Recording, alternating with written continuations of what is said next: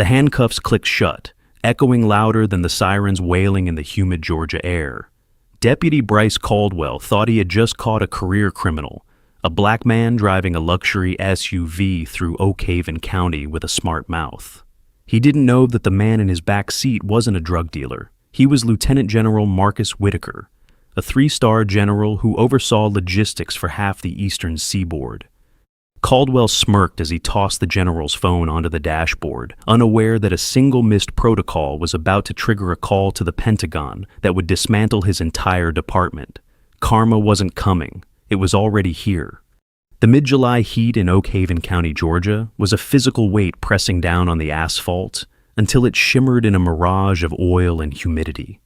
It was the kind of heat that made tempers short and patience shorter. For Lieutenant General Marcus Whitaker, however, the heat was nothing. He had endured the scorching sands of Kuwait, the humid jungles of the Pacific during joint training exercises, and the stifling pressure of the Pentagon briefing rooms. This casual drive in his civilian silver Mercedes G-Wagon along Route 27 was supposed to be his decompression. Marcus was a man of precise habits.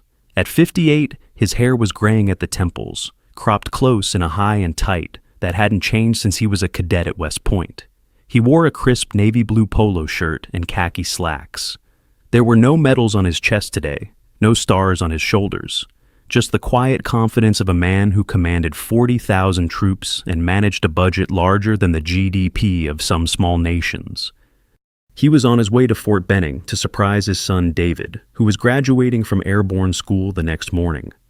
He checked his speedometer, 54 in a 55 zone. Marcus didn't break laws. He enforced them. A few miles back, sitting in the shadow of a sprawling oak tree near the old Millers Creek Bridge, Deputy Sheriff Bryce Caldwell sat in his cruiser, sweating through his uniform. Bryce was 32, with a face that looked like it had been clenched in a permanent scowl since high school. He was the kind of cop locals warned out-of-towners about, the kind who saw the badge not as a shield, but as a hunting license. Bryce was bored. The quota for the month was low, and Sheriff Warren Hayes had been writing him about ticket revenues. He took a sip of lukewarm Mountain Dew and squinted at the radar gun. Then the silver G-Wagon glided past. Bryce sat up straight. A car like that didn't belong here, not in Oak Haven.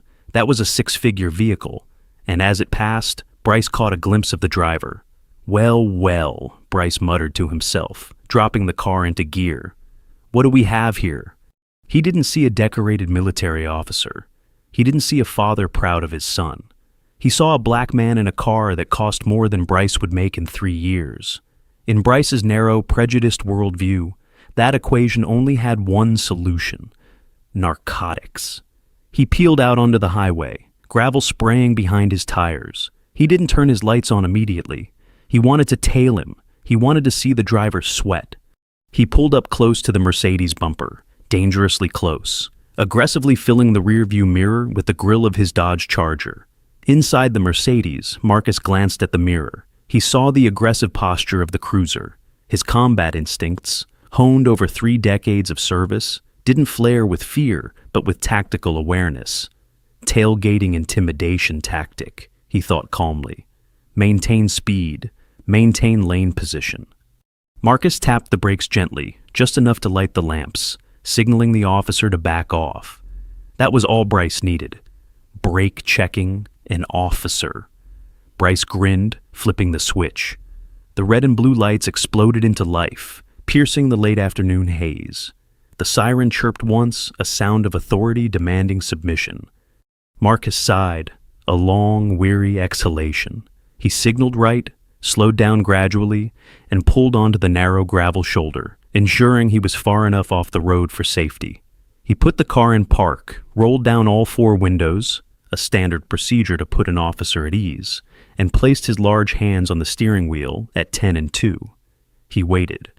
He watched in the side mirror as Deputy Bryce Caldwell exited the cruiser. The deputy didn't walk, he swaggered. His hand was already hovering near his holster, the thumb brake undone. He wasn't approaching a traffic stop. He was approaching a raid. Bryce didn't come to the window immediately. He stopped at the rear taillight, touching it with his thumb, an old superstition to leave a fingerprint, and then leaned down, peering into the back seat through the tinted glass. He walked slowly, trying to unsettle the driver. When Bryce finally reached the window, he didn't say hello. He didn't ask for license and registration. "Whose car is this, boy?" Bryce asked, his voice dripping with a faux casual southern drawl that barely masked the venom underneath. Marcus turned his head slowly. His eyes were dark, intelligent, and utterly unimpressed. He had been addressed by senators, warlords, and presidents. A deputy sheriff with a dip of tobacco in his lip wasn't going to rattle him. "This vehicle belongs to me, officer," Marcus said, his voice a deep baritone, calm and level. "Is there a reason for the stop?" "I asked you a question," Bryce snapped, leaning closer, his hand resting on the doorframe. "And the way I see it, a car like this, it don't fit the profile. You got any receipts for this ride?" "The registration is in the glove box. My identification is in my pocket. I am reaching for it now," Marcus stated, telegraphing his movements. "Don't you move," Bryce barked, his hand dropping to his gun. "I didn't tell you to move." Marcus froze. He recognized the tone. It was the tone of a man who had lost control of the situation because he never had control of himself. This was dangerous. "Officer," Marcus said, "I am a Lieutenant General in the United States Army. I am reaching for my military ID. I suggest you lower your voice and state the infraction." Bryce laughed. It was a dry, cracking sound. "A general? You look more like a runner for the Atlanta boys. Get out of the car." "I am not getting out of the vehicle for a traffic violation," Marcus said firmly. "That is not standard procedure." "I decide what the procedure is," Bryce shouted. He ripped the door open. "Get out now!" Marcus looked at the deputy. He saw the sweat on Bryce's upper lip, the dilated pupils, the vein throbbing in his neck. He knew that any sudden movement would give this man the excuse he was desperate for. Slowly, Marcus unbuckled his seatbelt. He stepped out of the air-conditioned sanctuary of the Mercedes into the stifling heat.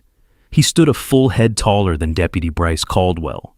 Marcus was 6'3", built like a linebacker who had kept his form.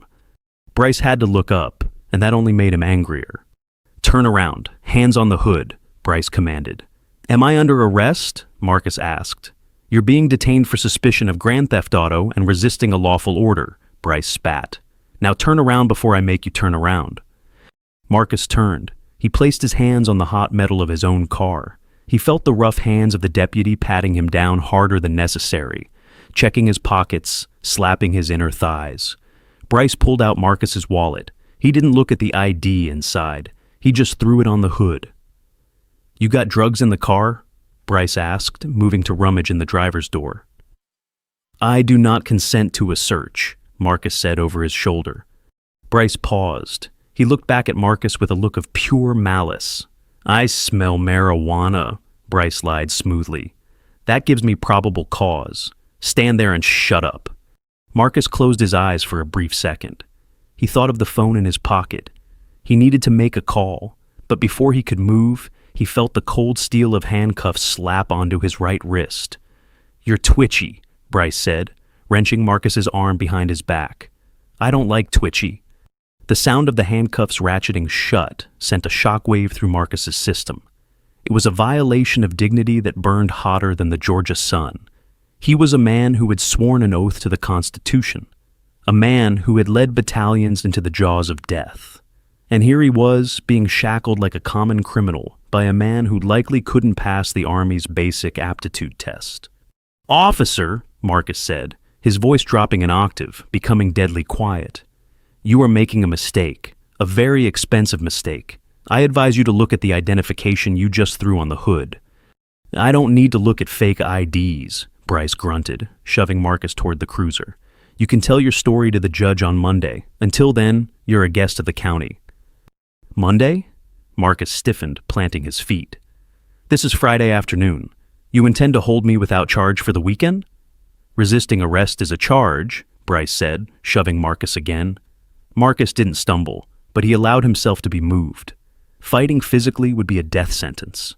He knew the statistics. He knew how this story ended if he resisted. He had to fight this with the weight of the institution he served. Bryce opened the back door of the Charger and pushed Marcus's head down roughly. Too roughly. Marcus's temple grazed the doorframe, a sharp sting of pain. "Watch the head," Marcus snapped. "Watch your mouth," Bryce retorted, slamming the door shut. The back of the cruiser smelled of stale vomit and industrial disinfectant. The partition was a cage of wire mesh. Marcus sat awkwardly, his hands numb behind his back. He watched through the window as Bryce walked back to the Mercedes. The deputy didn't just search the car, he ransacked it. Marcus watched with a simmering rage as Bryce tossed his duffel bag onto the asphalt. His dress uniform, carefully packed in a garment bag for the graduation ceremony, was thrown onto the dusty shoulder. Bryce opened the glove box, scattering papers. He was looking for a gun or a brick of cocaine, anything to justify the stop. Finding nothing in the front, Bryce moved to the trunk. He pulled out a locked hard case. "Open the trunk!" Bryce yelled through the glass, realizing he couldn't hear Marcus. He stomped back to the cruiser and opened the driver's door, leaning in. "What's in the case? Guns?" "That is government property," Marcus said. "It contains classified logistical data on an encrypted drive. You do not have the clearance to touch it, let alone open it." Bryce's eyes lit up. "Classified, huh? Sounds like trafficking to me." "If you attempt to force that case open," Marcus said, locking eyes with the deputy in the rearview mirror, "you will be violating the National Security Act. Do not touch it." Bryce sneered. "I'm the law here, General. I can touch whatever I want." Bryce went back to the Mercedes. He took his baton and smashed the lock on the hard case. Marcus flinched, not out of fear, but out of disbelief. The case contained sensitive troop movement schedules for the Eastern Seaboard. It was encrypted, yes, but the physical tampering was a federal felony. Bryce pulled out a laptop and a stack of files stamped "Top Secret." He flipped through them, clearly not understanding a word of the logistics jargon, then tossed them onto the passenger seat of his cruiser like they were old newspapers. Then Bryce found the phone. Marcus's personal cell phone was in the center console. Bryce picked it up. "Let's see who you're calling," Bryce muttered. He saw the background photo, Marcus shaking hands with the President of the United States. For a second, Bryce paused. The photo looked real. The President looked familiar. But cognitive dissonance is a powerful drug. Bryce convinced himself it was Photoshop. These guys fake everything, he thought. Fake IDs, fake photos, fake lives. He walked back to the cruiser, tossing the phone onto his dashboard, just out of Marcus's reach. "You have one phone call when we get to the station," Bryce said, putting the car in gear, "if the phones are working." "I need my phone now," Marcus said. "I am required to report my status to my command." "You're not in command of nothing right now," Bryce said, peeling out onto the road. He left the Mercedes on the side of the road, doors wide open, trunk gaping, hazards off. "You're leaving my vehicle unsecured," Marcus demanded. "There is sensitive government property in there." "Tow truck's coming," Bryce said dismissively, "if it's still there when they get there." As the cruiser sped toward the county jail, Marcus closed his eyes and began to breathe rhythmically, box breathing. 4 seconds in, 4 hold, 4 out, 4 hold. He needed to lower his heart rate. He needed to think. He was in a dead zone. The local sheriff, a man named Warren Hayes, ran this county like a thief. Marcus knew the type. If he went into that jail, he would be processed, stripped, and thrown in a cell. He would miss his son's graduation. But worse, the data on his laptop was now compromised by a chain of custody violation. He looked at the dashboard. His phone was sliding around as Bryce took the curves too fast. It wasn't locked. "Deputy Caldwell," Marcus said, "I want you to listen to me very carefully. My name is Lieutenant General Marcus Whitaker. I report directly to the Joint Chiefs of Staff. If you bring me to that jail, you will trigger a series of events that you cannot stop. I am giving you one chance to pull over, check my ID properly, and let us resolve this." Bryce laughed. "You guys always have a story. I know the mayor, I know the judge." "You know the Joint Chiefs?" Marcus said. "Sure, and I'm having dinner with Elvis tonight." "This is your last warning," Marcus said. Bryce turned up the radio. Country music blasted, drowning out the general's voice. 20 minutes later, they arrived at the Oak Haven County Sheriff's Department. It was a squat brick building with barred windows.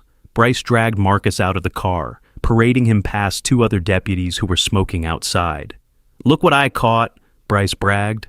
Says he's a general driving a G-Wagon, probably stole it from a rapper in Atlanta. The other deputies laughed. A general? Did he salute you, Bryce? He's going to learn to salute, Bryce said, shoving Marcus through the heavy steel doors.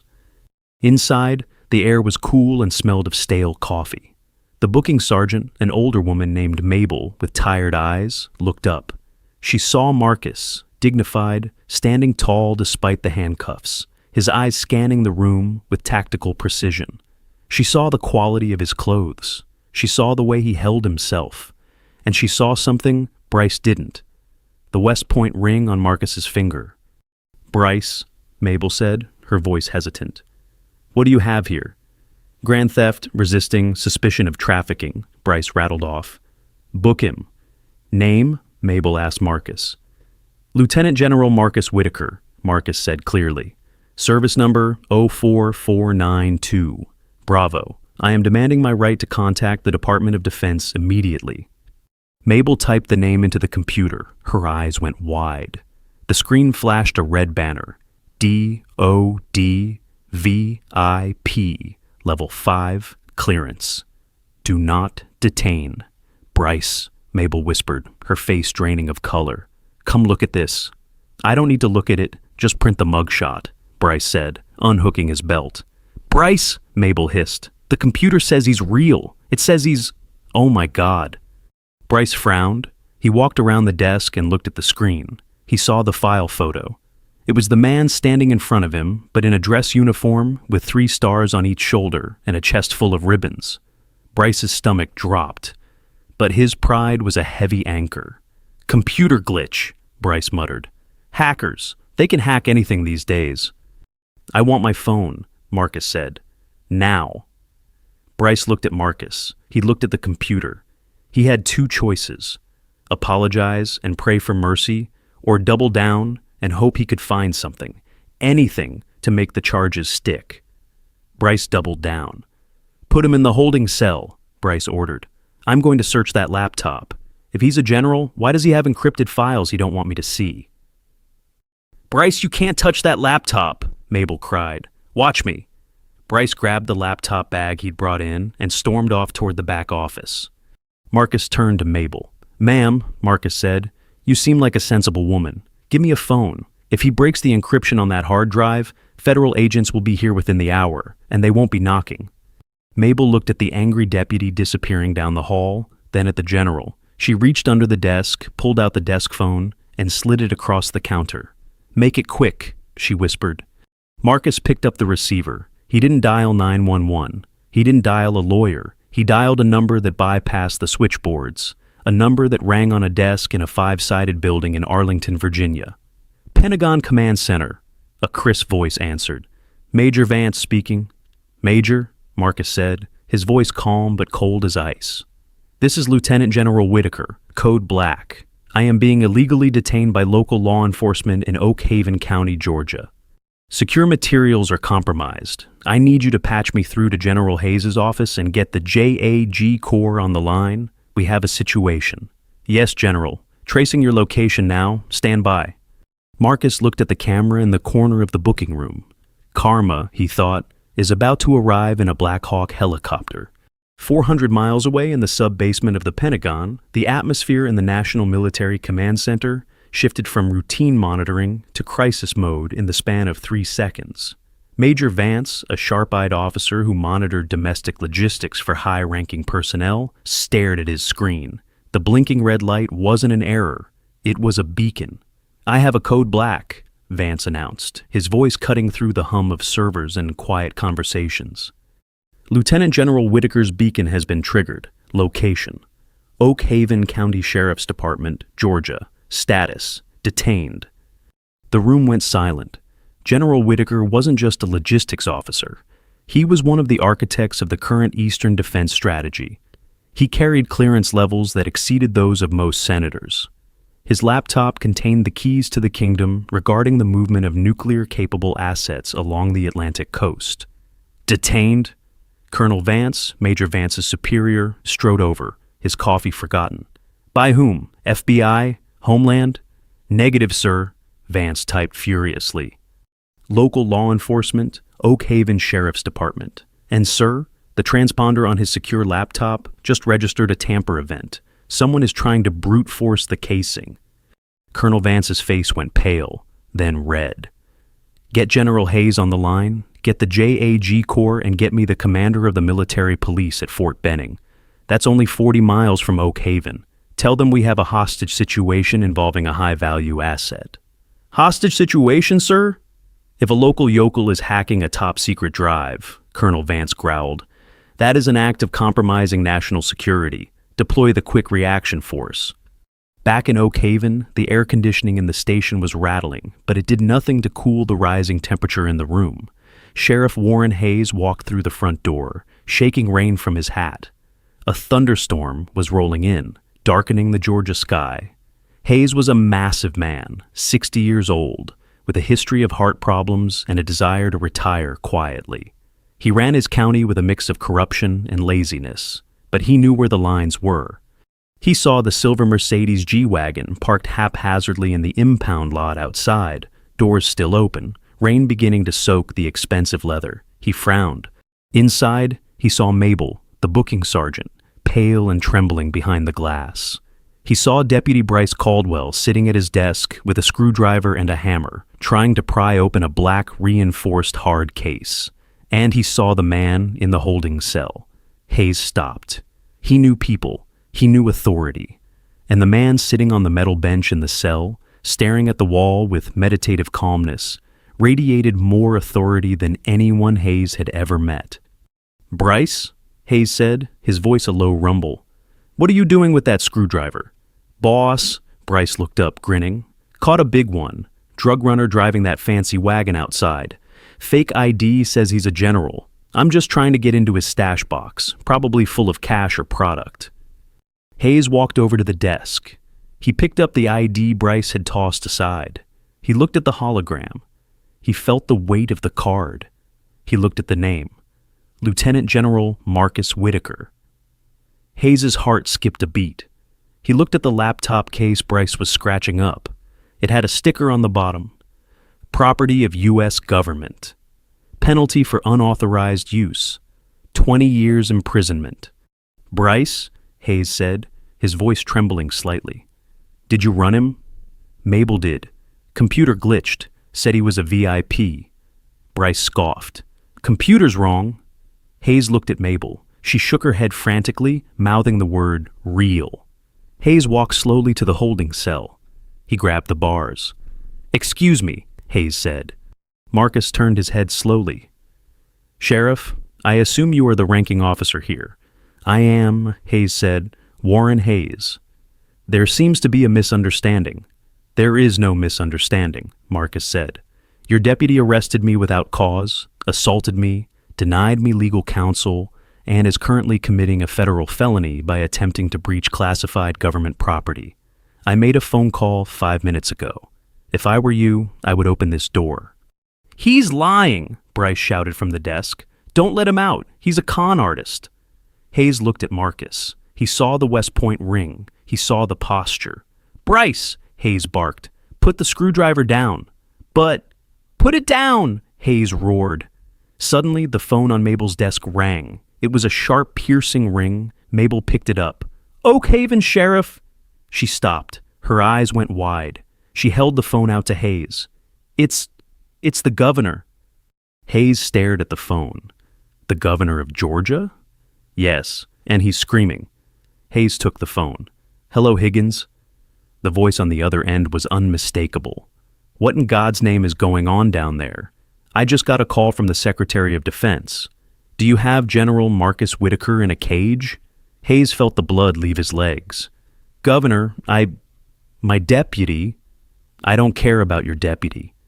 The Secretary of Defense told me that if that general isn't released in 5 minutes, they are going to designate your sheriff's department as a hostile entity. Do you know what that means, Hayes? It means the army is coming. Fix this now. The line went dead. Hayes dropped the phone. He looked at Bryce. Unlock him, Hayes whispered. What? Bryce asked. Unlock him now, Hayes screamed, his face turning purple. And give him his damn computer.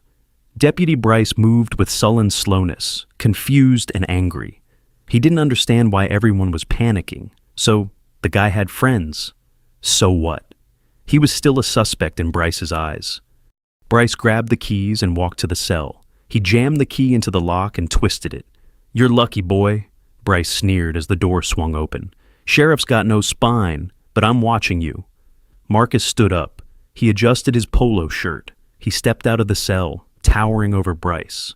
He didn't say a word to the deputy. He walked straight to Sheriff Hayes.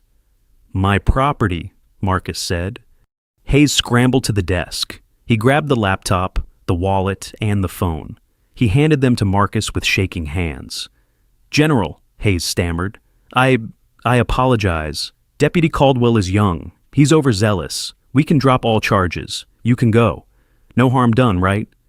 Marcus checked the laptop case. The lock was mangled, the plastic casing scratched deep. He looked at the phone. He looked at Hayes. "No harm done," Marcus repeated. "Sheriff, the harm is that a secure device containing national defense protocols has been tampered with by an unsecured civilian. That is a breach. The harm is that a United States general officer was kidnapped." "Kidnapped?" Bryce scoffed. "Arrested." "Unlawful detention is kidnapping," Marcus said. "And the United States Army does not negotiate with kidnappers." Marcus looked at his watch. "They should be here." "Who?" Hayes asked, sweat pouring down his face. The answer came not in words but in sound. It started as a low thrumming, vibrating the coffee in the mugs on the desks. Then it grew, a rhythmic whump-whump that shook the window panes in their frames. It wasn't one helicopter, it was a formation. Then came the roar of engines on the road. "What is that?" Mabel whispered. Marcus walked to the front window and looked out through the blinds. "That, ma'am, is the 75th Ranger Regiment and the military police from Fort Benning." Outside, the scene was apocalyptic for a small-town sheriff's department.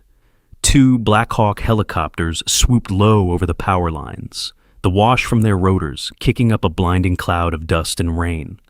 They hovered aggressively over the parking lot, snipers clearly visible in the side doors, their rifles trained on the sheriff's building. Simultaneously, 3 Humvees and a black tactical SUV screeched into the parking lot, blocking the exit. Heavily armed soldiers in full tactical gear poured out of the vehicles. They didn't move like cops. They moved like predators, precise, fast, terrifying. "Oh my God," Bryce whispered, his arrogance finally shattering. The front door of the station didn't open. It was kicked open. 6 soldiers stormed in, rifles raised, tactical lights sweeping the room. "Hands!" the lead soldier screamed. "Show me your hands now! Now! Now!" Sheriff Hayes threw his hands in the air so fast, he nearly dislocated a shoulder. Mabel dove under her desk. Deputy Bryce, stunned, reached instinctively for his belt. Not to draw, but out of nervous habit. "Don't do it!" a soldier roared. 2 red laser dots appeared instantly on Bryce's chest. "I'm a cop!" Bryce screamed, freezing. "You are a threat!" the soldier yelled. "Get on the ground! Face down! Hands behind your head!" A tall, broad-shouldered colonel in fatigues walked in behind the soldiers. He scanned the room, ignoring the terrified local police. His eyes landed on Marcus. The colonel snapped to attention and saluted. "General Whitaker, Colonel Vance, 3rd MP Brigade. Are you injured, sir?" Marcus returned the salute slowly. "I am unharmed, Colonel, but we have a significant situation regarding the security of my equipment." Marcus pointed a finger at Bryce Caldwell, who was now being zip-tied by 2 soldiers on the linoleum floor. "That man," Marcus said, his voice ringing with finality, attempted to access the encrypted drive after being warned of its classification. He also assaulted a superior officer. Colonel Vance turned to Bryce. The look on the colonel's face was one of pure disgust. "Sheriff," Colonel Vance said to Hayes, who was shaking against the wall, "I'm taking jurisdiction of this scene under the National Security Act. Your deputy isn't going to county jail. He's coming with us." With you?" Hayes squeaked. "To where?" "Federal custody," Vance said. "Leavenworth has a holding cell for domestic terrorists and those who compromise national security. We'll sort it out there." Bryce began to thrash. "You can't do this! I'm a deputy! Hayes, tell them this is my jurisdiction." Marcus walked over to Bryce. He crouched down, bringing his face close to the deputy's ear. "You asked for a receipt from my car," Marcus whispered. "You asked who I knew. Well, deputy, I know the people who write the laws you pretended to enforce, and you're about to learn that the badge on your chest is just a piece of tin compared to the oath I swore." "Get him out of here," Vance ordered. As the soldiers dragged a screaming Bryce Caldwell out into the rain toward the waiting Humvees, Marcus stood up and turned to the sheriff. "Sheriff Hayes," Marcus said calmly, "I suggest you call your lawyer. The Department of Justice will be conducting a full audit of your department's traffic stops and arrests for the last 10 years. If there is a pattern of profiling, and I suspect there is, you will be joining your deputy." Marcus picked up his battered laptop case. "Colonel," Marcus said, "I have a graduation to attend. My son David is becoming a paratrooper tomorrow. I'd hate to be late." "Sir," Colonel Vance said, "we secured your vehicle, but frankly, sir, the G-Wagon is compromised. We can't let you drive it until it's swept for bugs. We have a transport ready for you." "Very good," Marcus said. He walked out of the station, flanked by the colonel. The rain had stopped, leaving the air fresh. The soldiers saluted as he passed. Sheriff Hayes slid down the wall, sitting on the floor, listening to the sound of his career ending as the convoy roared away. The morning sun over Fort Benning was starkly different from the humid haze of the previous day's roadside stop. It was crisp, golden, and illuminated the manicured parade grounds where 500 soldiers stood in perfect formation. Lieutenant General Marcus Whitaker sat in the VIP box, his dress blues immaculate, his chest adorned with a rack of ribbons that told the story of 30 years of service. To his right sat the base commander, Major General Harrison. To his left, an empty chair where his wife would have sat had she not passed 3 years prior. Marcus watched the field through dark aviator sunglasses. He wasn't looking at the formation as a commander today. He was looking for one face. In the third row, standing rigid at the position of attention, was Private First Class David Whitaker. David didn't know his father had spent the night in a secure safe house debriefing federal agents. He didn't know his father had been handcuffed and humiliated less than 24 hours ago. All David saw was the towering figure of his father on the podium, a silent pillar of strength. "Impressive group, Marcus," General Harrison leaned over and whispered. "Your boy looks sharp." "He's a good soldier," Marcus replied quietly. "Better than I was at that age." "I heard about the incident," Harrison said, his voice dropping. "The JAG Corps is having a field day. They're calling it Operation Clean Sweep. Apparently they found more than just bad attitude in that sheriff's department." Marcus nodded, his jaw set. "It wasn't an incident, Tom. It was a symptom, and we are the cure." As the ceremony concluded and the order "dismissed" rang out, the formation broke into a sea of berets and camouflage. Marcus walked down the steps, the crowd parting for him respectfully. He found David near the barracks. The young soldier snapped a salute, but Marcus pulled him into a bear hug. For a moment, the general was just a dad. "Proud of you, son," Marcus said, his voice thick. "Thanks, Dad," David smiled, unaware of the storm swirling around them.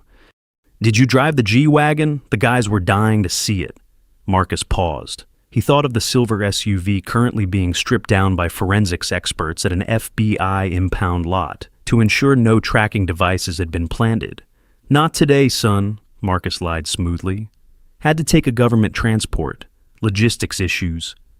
While Marcus celebrated, Deputy Bryce Caldwell was experiencing a very different kind of morning. He was not in the familiar, comfortable holding cell of Oak Haven, where he used to taunt prisoners. He was in a federal detention center in Atlanta, in solitary confinement. The cell was white, sterile, and terrifyingly silent. He had been stripped of his uniform, his badge, and his name. He was now Inmate 4920. The door buzzed and clicked open. Bryce jumped. He expected his lawyer. He expected Sheriff Hayes to come bail him out with a slap on the wrist. Instead, 2 men in dark suits walked in. One was black, one was white. Neither looked like they were in the mood for jokes. "I want my lawyer," Bryce croaked. His throat was dry. He hadn't been given water in hours. "You'll get your lawyer when we process you," the black agent said, pulling out a metal chair and sitting backward on it. "I'm Special Agent King, FBI Civil Rights Division. This is Agent Peretti." "Civil rights?" Bryce scoffed, trying to summon a shred of his old bravado. "I made a traffic stop. Maybe I got a little rough. That's a procedural error, not a federal case." Agent King smiled, but it didn't reach his eyes. He tossed a file onto the small metal table. It landed with a heavy thud. "See, that's where you're wrong, Bryce. We pulled the dash cam footage, not just from that day, but from the last 6 months. We recovered the deleted files from the server Sheriff Hayes tried to wipe this morning." Bryce felt a cold spike of adrenaline in his gut. "I don't know what you're talking about." "We saw the stop with the college student from Florida last month," Agent Peretti said, leaning against the wall. "The one where you found a baggie of meth in his back seat after you leaned in. We have video of that baggie in your palm before you reached into the car." Bryce went pale. "That's planting evidence." "Planting evidence," King said softly. "That's a felony. But yesterday you kidnapped a 3-star general. Do you know what the penalty is for kidnapping a high-ranking government official during a time of elevated national alert?" Bryce shook his head, mute. "It falls under the Patriot Act," King said, dropping the bombshell. "You aren't looking at unemployment, Bryce. You're looking at 20 years to life in a federal supermax. You're going to be in a cage with the very people you framed." Bryce began to hyperventilate. The reality of the karma was hitting him like a freight train. The badge was gone. The protection was gone. He was just a man who had bullied the wrong person. I was just following orders," Bryce whispered, the oldest excuse in the book. "Sheriff Hayes, he told us to boost revenue. He said, target the out-of-towners. He said—" "Ah," King interrupted. "Now we're getting somewhere. You want to talk about Hayes? Because right now Hayes is in the next room, and he's talking about you." The downfall of the Oak Haven Sheriff's Department wasn't a slow leak. It was a damn collapse. By Monday morning, the story had broken. But it wasn't just a local news story. Because General Whitaker had made that call to the Pentagon, the military's involvement made it national headline news. CNN, Fox, and MSNBC were all running the same B-roll footage. The Oak Haven Sheriff's Station, surrounded by military Humvees, and the shocking image of a handcuffed Deputy Bryce Caldwell being led away by Army Rangers. The headline was simple and devastating. "Small-town tyranny. Sheriff's Department dismantled after arresting Army General in Oak Haven." The atmosphere was chaotic. The Georgia Bureau of Investigation, shamed into action by the federal intervention, had raided the courthouse. They were seizing everything: ticket books, evidence lockers, hard drives, even the sheriff's personal safe. Sheriff Warren Hayes sat in an interrogation room that looked identical to the one Bryce was in. But the person across from him wasn't an FBI agent. It was the District Attorney of Georgia, Elena Vance. She was a woman known for her political ambition and her utter lack of mercy for embarrassments.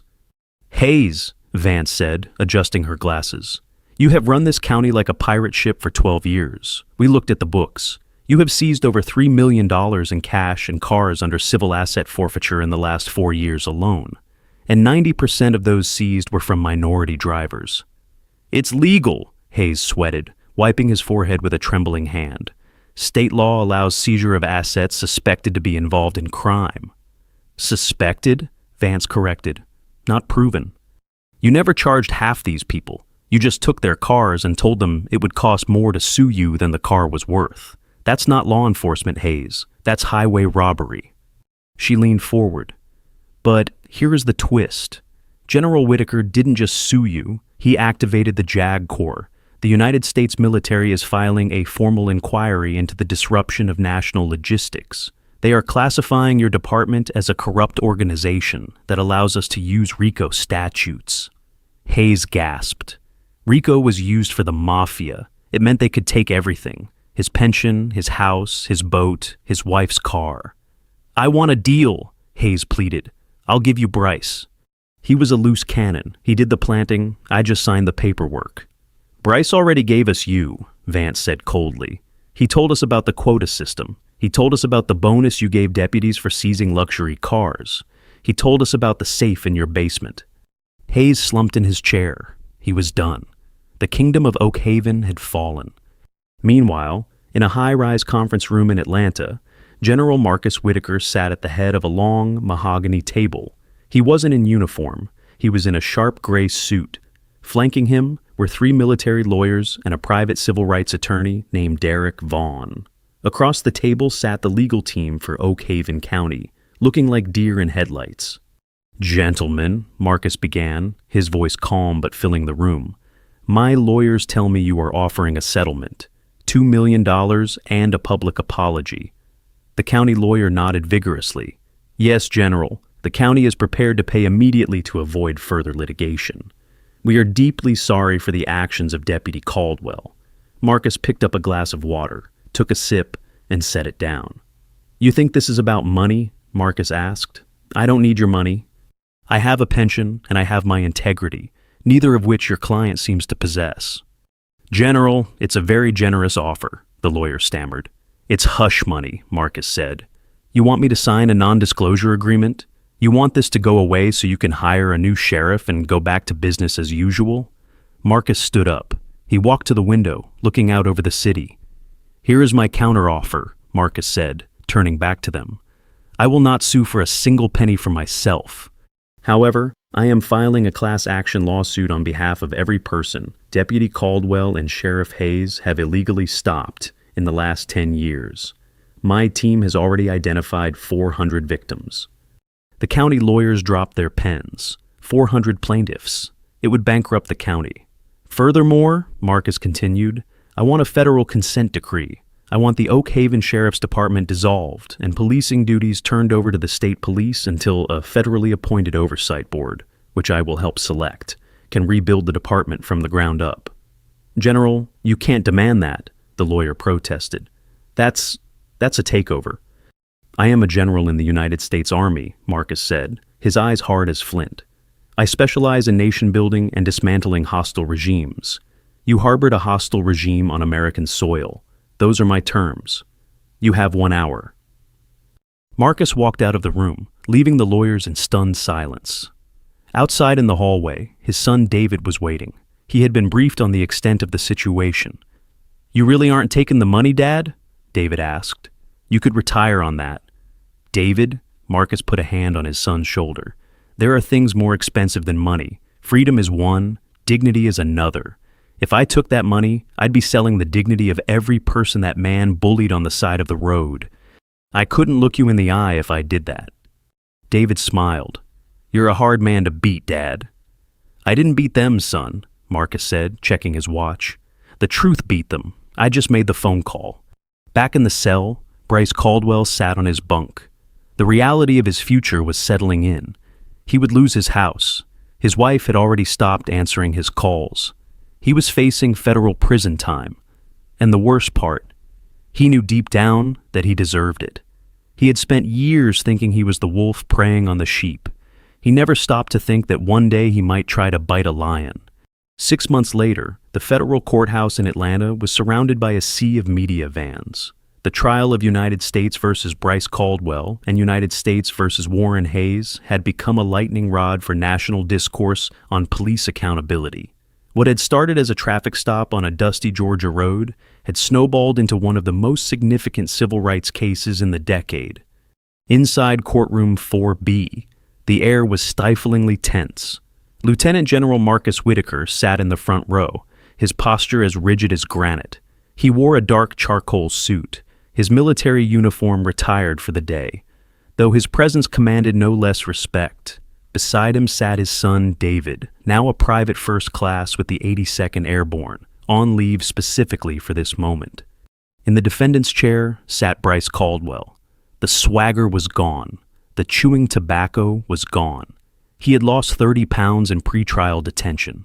His cheap suit hung loosely on his frame, and he refused to look at the gallery. He looked small. Sheriff Warren Hayes sat at the adjacent table. He looked even worse, a man whose entire identity had been stripped away, leaving a terrified elderly shell. The presiding judge, the Honorable Robert Sterling, a man known for his severe sentences in corruption cases, shuffled the papers on his bench. The silence in the room was absolute. "Mr.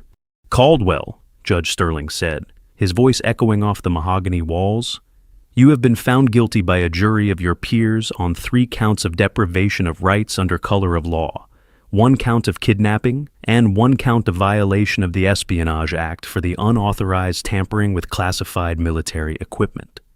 Bryce began to weep. It was a pathetic gasping sound. "You took an oath," the judge continued, his voice rising. "You were given a gun and a badge to protect the citizens of this county. Instead, you used them as tools of predation.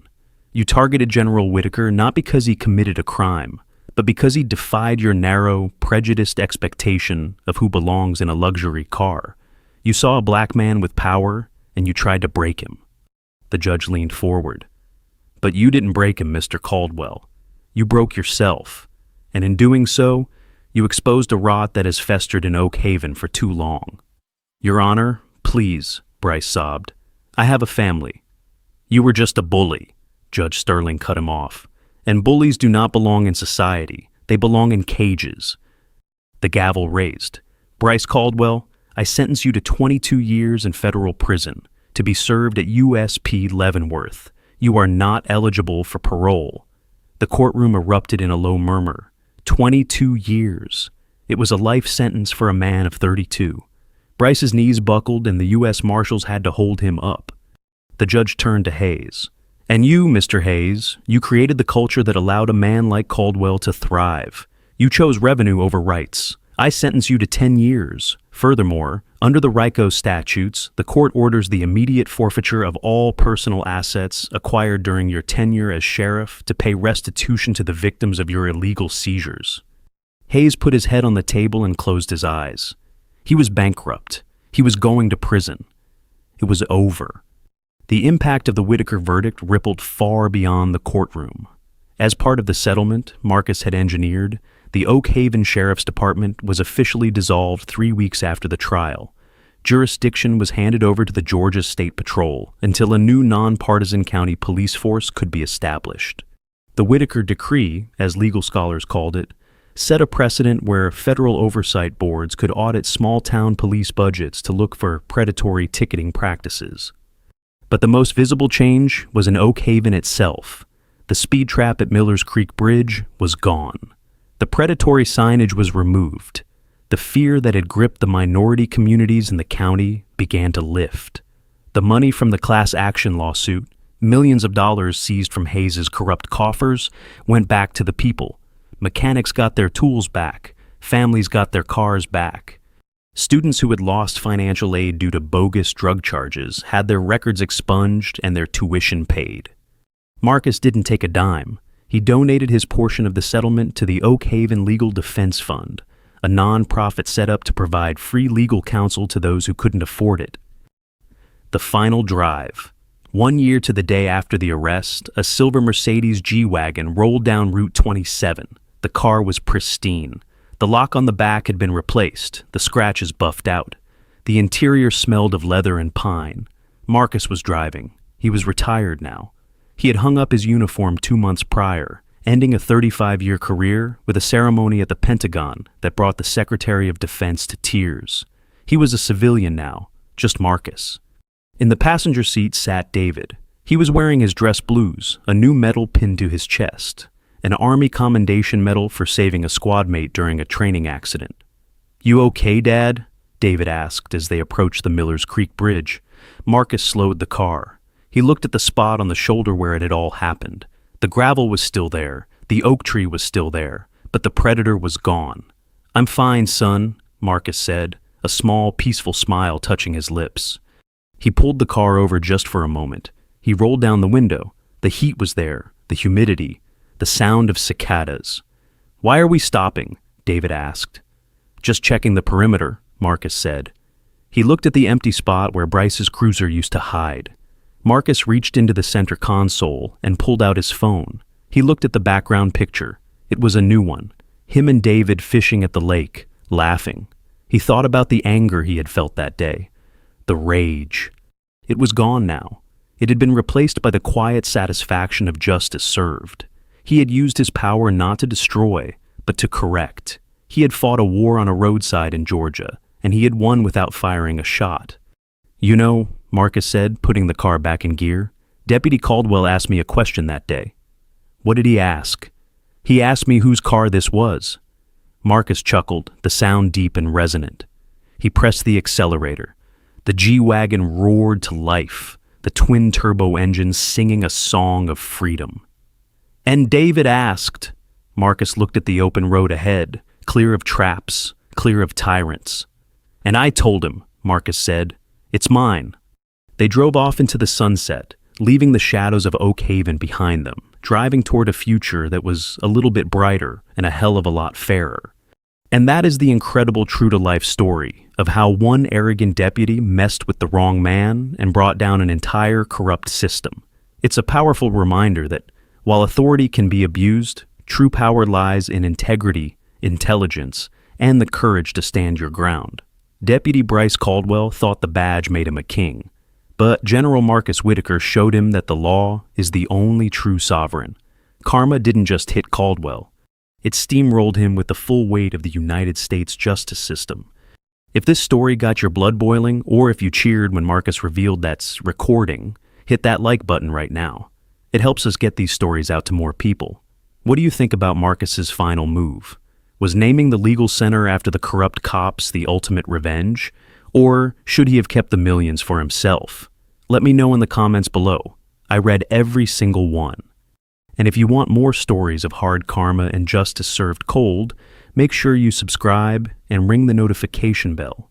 You don't want to miss what we have coming next. Stay safe, know your rights, and I'll see you in the next one.